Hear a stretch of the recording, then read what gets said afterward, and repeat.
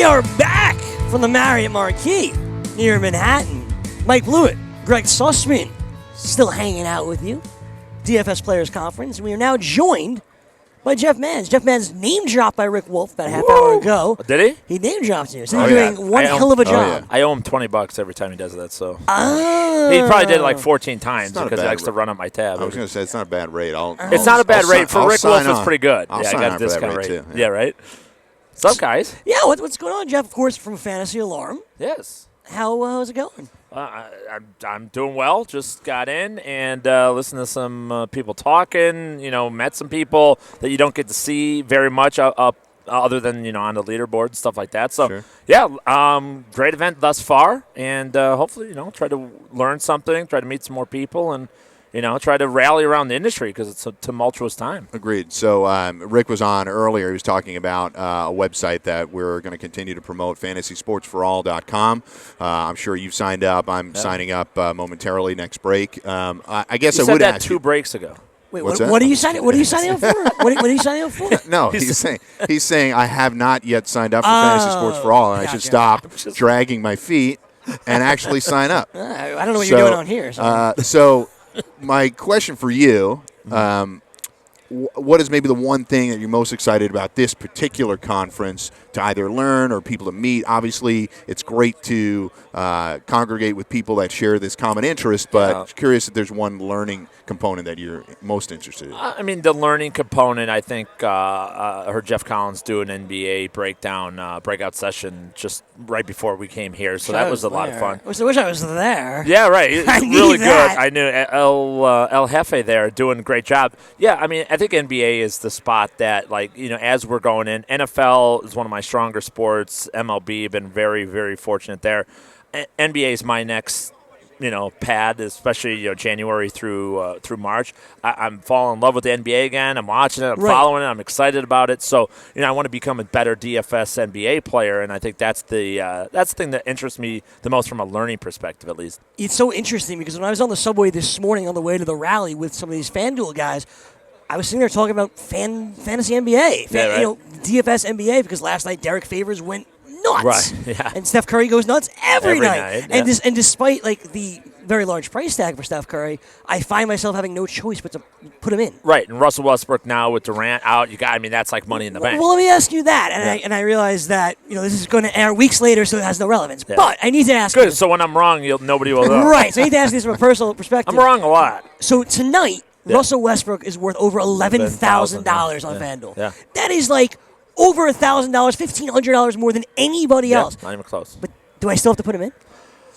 Yeah, I mean, you really have to. I would have to in a cash game situation as well, because he's still going to produce 5 times salary. You would expect at least. In a tournament, maybe not, because I think a lot of people are, even at the price, still going to have to do it. So maybe your clearest path, if you're not a big multi-entry guy, probably going lesser on Westbrook.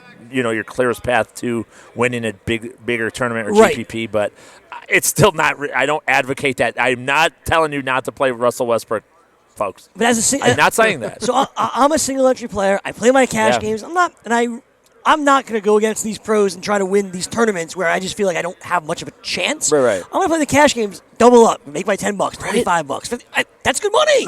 I built my entire life. It was the biggest change for me as a daily player, doing that, realizing that's it, because there's an ego thing. I was a successful seasonal player for a number of years, and then back then, and I won in DFS originally back in the Fantazzle days. Right, it was this is easy. I always thought I'll come back and I'll always win.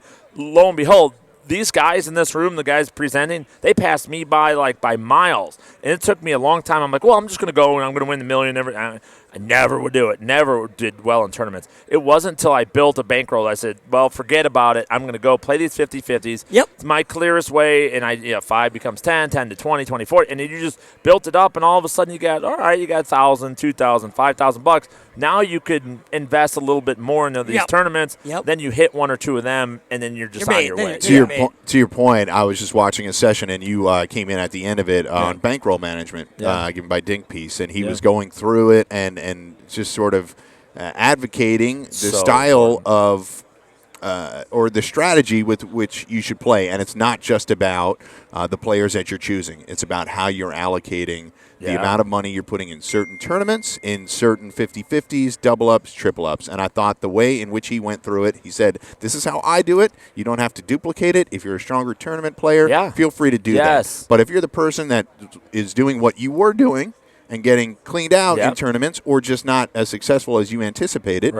switch it up. And that's the thing. If you're successful in the other areas, then the money will follow. I know that, and we live in this time where everyone's coming out daily, and everyone's points to specifics about it. But the fact of the matter is, you could be whatever you'd like in daily now. 3 years ago, we didn't have that many. You didn't have a ton of cash games. You didn't have many tournaments. We were all in the same tournament. There's 5 of them. Right. Now there's so many. There's single entry if you want single entry. You could play in leagues. I mean, you could just build your own league and play against 12 random people, 100 random people. Right. Set it up yourself if you want. You can password protect it. You can play for very low amounts of money, under $1 if you really wanted to, or you want to play for large chunks against just your buddies. You can do all these things. And I think awareness is a very important thing for the customers and people play daily. It's not just I have to enter the $1 million contest all the time. Right. I could play any way I like and you're comfortable doing. So I think that's an important thing for customer awareness is vital. Talking to Jeff Mann's Fantasy Alarm. We're talking daily fantasy, some strategy, some budget stuff, and of course daily fantasy basketball, which is going on every single day right now. I'm not good at basketball, by the way, but I'm sure you're better than most people. Though. I don't know. So I'm going back to myself because really that's what I care about. Let's be honest. Let's be honest. That's why we're all here. Right, we're trying to make more money. This is just a ruse to give you to point the cameras at you. So we're trying to get the strategy right, and I made my $10. I won that 4 days in a row. I went up to 25. I won that a couple days in a row. Yeah. And I'm playing the single entries like you mentioned. Yeah. Because I don't want to face one guy that has 10 of the same entries and I'm gonna lose, So you don't have a good experience doing that. I don't. So I'm playing my single entries and I'm only playing one a night, just trying to slowly build my bankroll up. And then using the same strategy, I lost like 5 days in a row. Wow. But I don't know what I'm doing wrong.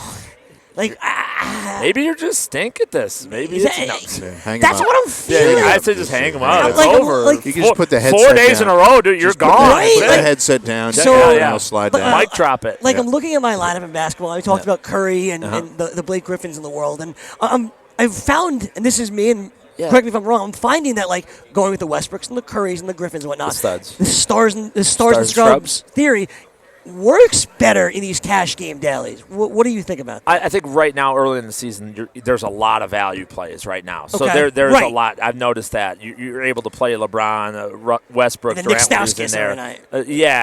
All those guys. TJ McConnell. Porzingis a couple weeks ago. Oh, yeah. It's like 4,500 for a week. Right. So it was great. Andre Drummond, we watched his price go up. He was a beast mode for a while. Damian Lillard still is. Still, because he's the guy now. Yeah. They don't have anybody. So, I think if that's working, you just hit that harder. I think that's the thing. One other thing with the NBA, and again, the reason I got out of the NBA in general is that it was really the referee scandal for me, guys. It was just I'm like, oh man, I knew it. There's no way teams at home win 70% of the time, and then they go I remember a couple of 10 years ago now, the Lakers were they win 78% of their games at home, and they lost 70% in a row. No way, come on, there's no way it's that big of a discrepancy. So I like playing a lot of home players because you go feed into the referee situation. You get better favorable calls. They shoot more free throws. That's statistically proven. So guys that are on the line more, they don't get called, so you get credit for blocks and steals and things like that as well when you play an aggressive defense. That's a great point. And then one thing that I know is totally wrong for seasonal and totally wrong for DFS, and yet I do it anyway because it makes me feel better. Yeah. I love the guys in the 10:30 game. Oh, right. I love the Monday night game. I love it. Yeah. The West Coast, in basketball, West Coast, it's a faster tempo. So they're up and down a lot more. Playing Phoenix every night. Phoenix is great. Yeah, exactly. I mean, I'm with you. And to Gregg's point, I think that's a lot of the fun in DFS, too, because you can kind of extend your night. Yeah. You can, if you have a free night, you can play a little bit extra, stay up a little bit later, watch a few more games, get some interesting games. Or skip it. Yeah. I mean, that's the thing. I mean, you can skip a day. Imagine that. It's just that you can't never do that. You can't not set your lineup in a season league. Absolutely I agree. Yeah. I think that's, the reason it started to really pick up speed is, football is the sport that people focus on because the most people play it, right? Will be. But ultimately, people, even that were long-time season-long fantasy football players would get frustrated. They get injuries, especially Sure. a year like this. They're This getting year's frustrated. brutal. How can I keep the season going? This was really the perfect outlet for that. I think Yep. that's obviously why it gained popularity. The other sports are in line with that. And I think it's interesting because football, in this instance, really did help to popularize the other sports. No doubt about it. And I think we're living in a time, we'll look back at this 10 years from now like we're dinosaurs. Right. Our kids are going to laugh at us. Like, what were you guys? You had daily and seasonal? Why don't you just mix the two? Correct. You had chocolate, you had peanut butter, you guys just ate it one at a time. You didn't put them together. What are you doing? Right. You know what I mean? It's a game where there's no reason injuries have to derail a football season. Yep. There's 50 million people that play fantasy football, and yet, 3/4 of them are done after losing their top 3 picks or something. Why? Why can't they have the pool of players to prove their knowledge week after week and stay into it? It's better for everybody if people are in it all the way through week 17.